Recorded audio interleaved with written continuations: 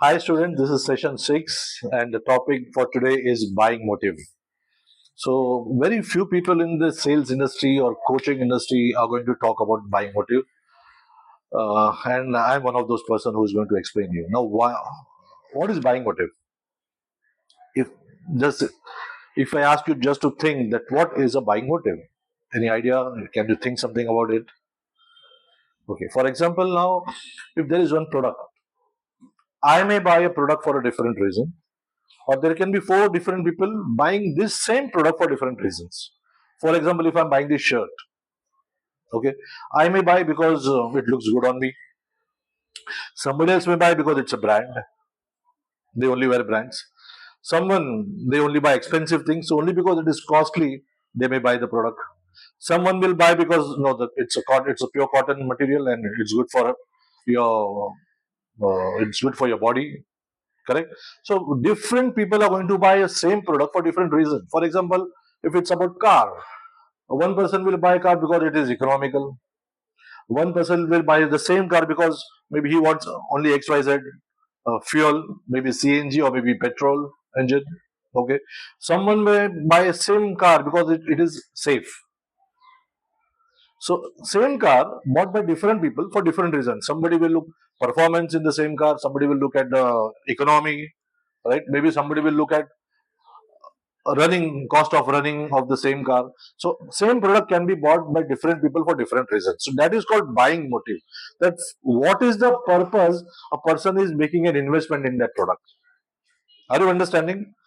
Yeah. So same product will have different USPs, but trigger for buying a product for different person will be different.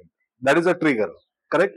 Why I'm using the word trigger for buying motive? Because once you understand what is the buying motive of your prospect or of your customer who is sitting in front of you, selling becomes easier.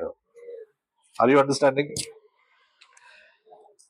Yes. So once you know that my customer is looking for performance or my customer is looking for cost effect, being a cost effective product, or maybe efficacy, right? Or maybe he only buys brands. Okay.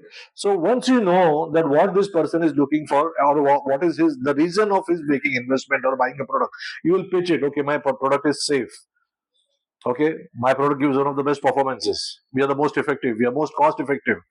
So you're going to pitch and position your product the way exactly the way his buying motive is. So as per his buying motive, you are going to pitch and position a product.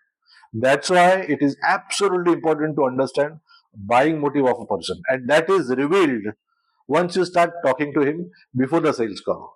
That's why rapport building is important because once you walk in his home or his in office, you have a look at so many things and then you realize, okay, so he's a person who has displayed so many things or so many of his certificates.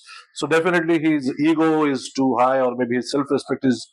So if you position a product in such a way that if he buys that product, he will be looked upon by his followers or whatever, XYZ, his people around him. So he's going to make an investment. Correct? So buying motive helps you to position your product exactly where your customer is going to invest money. Right? So whenever your customer is talking to you about his passion or during rapport building sessions or whatever, even routine talks, keep listening, keep your ears open, speak less and listen more. Once you listen more, you understand, okay, this can be his buying motive. Correct? And once you know his buying motive, just position your product and sale becomes easier. That is the reason why some of the salespeople are super salespeople. They identify exactly what my customer is looking for and they pitch it, they position it, and they're able to make a sale. Correct? So these are all fine nuances. Very few people would know this, and very few people are going to tell you all this. I am telling you because of experience, tremendous experience, more than 30 years. Correct? So make use of it. Henceforth, whenever you go in a sales call, make sure you will make an attempt to understand the buying motive. I've given some examples in the slides. You can have a look at it, and I will add maybe more also. I can add later on, right? So learn to identify buying motive. Sales becomes much easier. All the best. See you next time.